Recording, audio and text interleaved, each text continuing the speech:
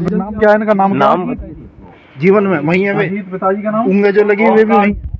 मुझे mobile number बता दो भाई। गोली लगी है वैसे? मोबाइल नंबर बताओ अपना। कितनी गोली लगी है? अपना नंबर बताओ। हाँ,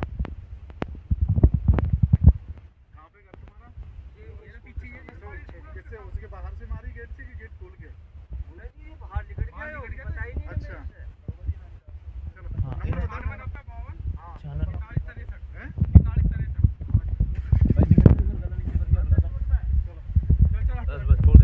ओके ओके। बोलते हैं सब। क्या घटना हुई है आप लोगों के साथ में? कल मैं और मेरी भाभी और मेरा भाई हम तीनों घूमने के लिए जा रहे थे।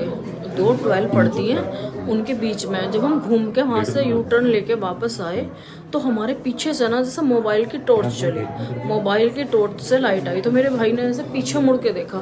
जैसे ही उसने पीछे मुड़ा, भाई क्या है ये बोला, एकदम जो है उन्होंने वो निकाल ली बंदूक और गोली मार दी। उसको गोली मारी तो ये मेरी भाभी उसको लेके बैठ गई कि भैया मारो मत मारो मत। मैं लेके वो और भाग ली चिल्लाती हुई, लेकिन फिर भी मेरे पीछे आए, इसको सर में मारा और मेरे पीछे आए, मेरे यहाँ उन्होंने वो बंदूक थी क्या था उससे सर में वो बजाया।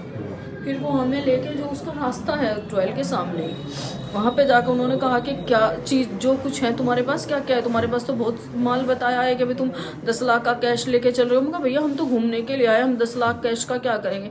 तो जो चीज़ थी जैसे हमारे कान के थे, कान के हमने निकाल के दे दिया, भाई ठीक है भैया मारो मत, हमें छोड़ दो, जाने दो, मारो मत। तो उन्होंने वो ले लिए। ले जाने के बाद हमने कहा भैया हमें मारो मत, जो हमारे पास था हमने दे दिया, घर जाने दो।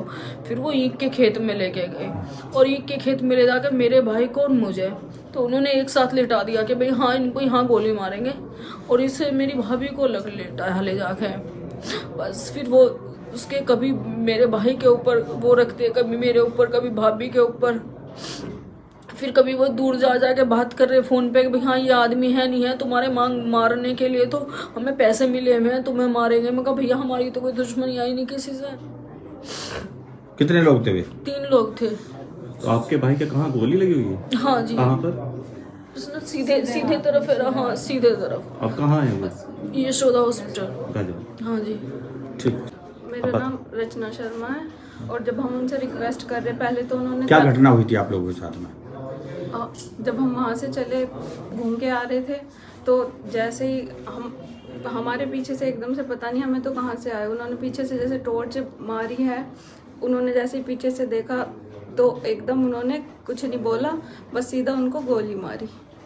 आपके हस्बैंड को? हाँ मेरे हस्बैंड को।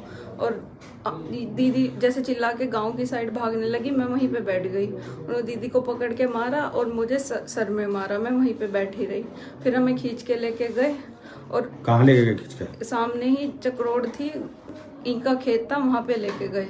ले जाके वहाँ पे उनको लिटा दिया और कहने लगे कि मतलब तुम तीनों को मतलब मारने की सुपारी दी गई है, हम दोनों को, मुझे हस्बैंड तो आपने और वाइफ पहचाना को। उनमें से किसी लोग को? नहीं, उन्होंने ना फेस ना लपेटा हुआ था अपना। कितने लोग थे? 3 लोग थे। फिर क्या हुआ? उनको मतलब कह रहे इनको तो छोड़ भी देंगे लेकिन तुम दोनों को तो नहीं छोड़ेंगे, तुम दोनों की तो सुपारी दी गई है हमें।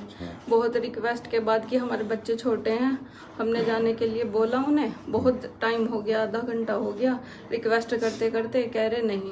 उन्होंने मतलब फ़ोन पे बात कर रहे, फ़ोटो वगैरह भेजे कि मतलब यही है कि नहीं ये नहीं है। उनका अगर ये नहीं है तो मतलब अगर इन्हें भेजेंगे भी तो गांव में जाके ये शोर मचाएंगे, बताएंगे, तो इनको भी यहीं पे मार के छोड़ दें। तो फिर हमने बोला कि हमारे छोटे छोटे बच्चे हैं, घर पे कोई है नहीं करने वाला, तो तुम हमें जाने दो। पैर पकड़े उनके, बहुत रिक्वेस्ट की, फिर बोलने लगे कि तुम अपने बच्चों की कसम वगैरह खाओ कि मतलब शोर नहीं मचाओगे, और अगर तुमने शोर मचाया ना, हमारा एक आदमी मतलब वहीं पे है, अगर तुमने जरा सा भी कुछ किया ना तो तुम मतलब घर में ही जाके घुस के मारेंगे। और ये भी कहा कि 3 दिन बाद अगर तुम 3 दिन बाद सुन लेना, अगर तुम्हारे भाई भाभी ना 3 दिन बाद ना इनको हम मार देंगे, अगर तुमने गांव में जाकर बताया या पुलिस में इन्फॉर्म किया